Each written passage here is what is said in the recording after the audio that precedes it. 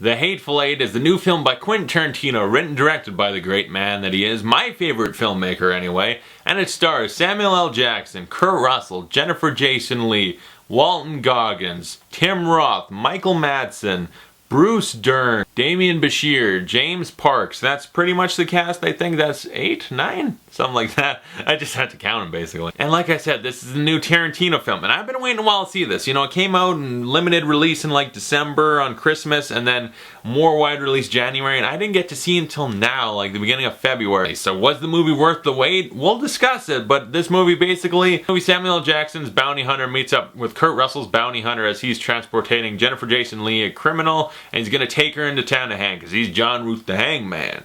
And you gon' hang. I was paraphrasing to make it short. I don't have all day to do the amazing dialogue in this movie. But yeah, so they get caught up in a storm with a lot of other suspicious characters. You know, he's got a criminal and he's trying to take her in, so maybe they want to break her out, rescue her, stuff like that. In one cabin, snowstorm, a lot of untrustworthy people. It's a Tarantino movie. Shit's gonna get crazy, right? And the best way for me to describe the movie, a lot of people have been comparing it to The Thing, and I sort of get it, but I'd say more, it's like if Reservoir Dogs and Django Unchained got mashed up together in the best possible way. I loved this frickin' movie. I loved it.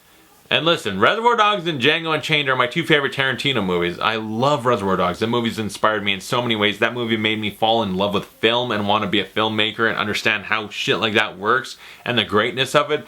That's my favorite Tarantino movie. And Django, I also freaking love to death. And this movie being a great mashup of the two in style and setup, stuff like that, that's what it felt like to me. And I love this movie. This is like in my top 3 Tarantino movies. This might actually, I might like it better than Django even. I am in love with this movie. Everything about it is so perfect. The performances, everyone across the board stands out. Samuel L. Jackson, amazing. Kurt Russell, fantastic. Jennifer Jason Leigh, she's like out of a horror movie at times. She's kind of scary and charming a little bit in her evilness.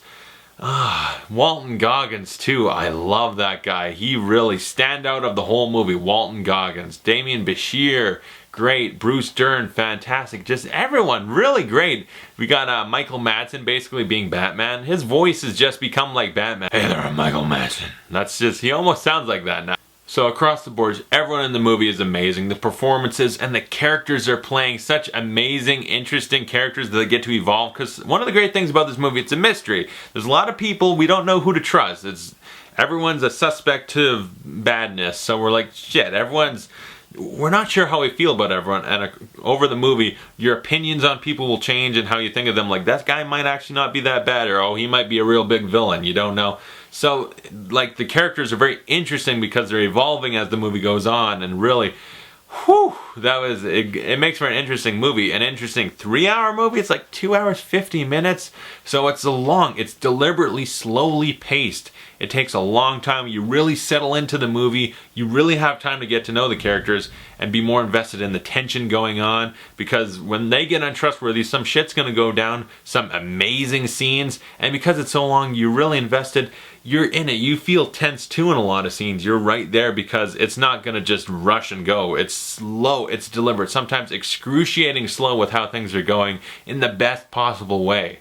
And we really get to soak up some of the great dialogue. The dialogue in this, amazing. There's some, like, a Tarantino movie to me is only as good as its best scenes. And this one's got some great, amazing, memorable scenes that like Pulp Fiction has so many scenes you could pick out. Big Kahuna Burger, those kind of scenes. This one's got a lot like that. There's a lot of memorable scenes that will stay with you. And the filmmaking, as usual, like Tarantino as a writer with dialogue, characters, stuff like that, generally is pretty great. And as a filmmaker, just as amazing. I love his filmmaking style. It's so good. I love what he does with the camera. And the really wide angle, because he shot in Panavision, which seems odd because it's such a secluded thing, so it's like really wide angles and all that for just such a small area, but he does so much great work with the camera, some amazing angles, some just really, his little touches too I love. I've noticed lately, whenever people like shoot at each other, or if like someone's getting shot, it sounds like a really little, like almost like a missile being dropped, and it's got the little whistle and then boom. Like the little, you know what I'm talking about, they did in Django. Like his little filmmaking quirks. There was no feet in this one, no bare feet, which is fine by me. But I love him. Tarantino, he's my favorite filmmaker ever. His style, I love it. It's such a great style. Any movie he does is worth watching because it'll be entertaining. This is also his most political movie. You know, there's a lot, like even more than Django and Inglourious Basterds. And that was like a freed slave tracking down slavers and killing them and stuff like that. And Jewish people going to kill Hitler. And this is more political than those. This deals a lot with Civil War and people's rights and North versus South, stuff like that, because it's in a little bit in that time period. I don't know exactly when that was, you know, a little bit after Lincoln did all that stuff. So it's that time period. Very politically charged movie, really well written, as I said. The acting, directing, everything. Perfect in every way. The music by Ennio Morricone, great. It's like a horror movie at times, so tense. It's a great score. I gotta go out and buy it immediately. It's so good.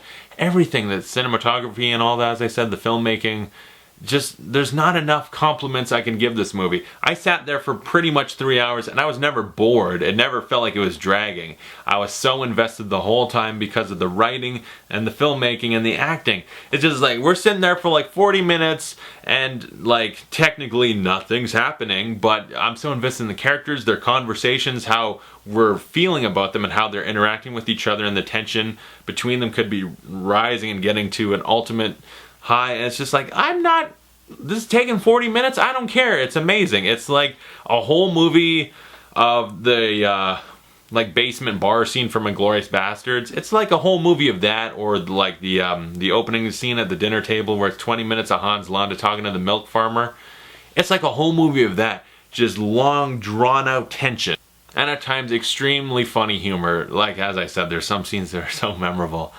And it's such a surprising movie, a couple twists in there. I was on the edge of my seat the whole time. I love this freaking movie, as I said. I could sit here all day, like doing a spoiler review, just talk on and on about every little thing I loved.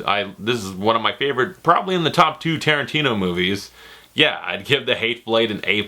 Couldn't recommend it higher. This is such an amazing movie in my opinion. I loved it so much. And yeah, a movie that can be like 2 hours 50 minutes. Even the best of movies sometimes, they feel a little long. This one grabs you and holds you and you never feel like, move on. I was captivated the whole time. So comment below, tell me your thought of The Hateful Eight. If you've seen it, what's your favorite Tarantino movie? And as always, thank you guys so much for watching, and I'll see you guys later.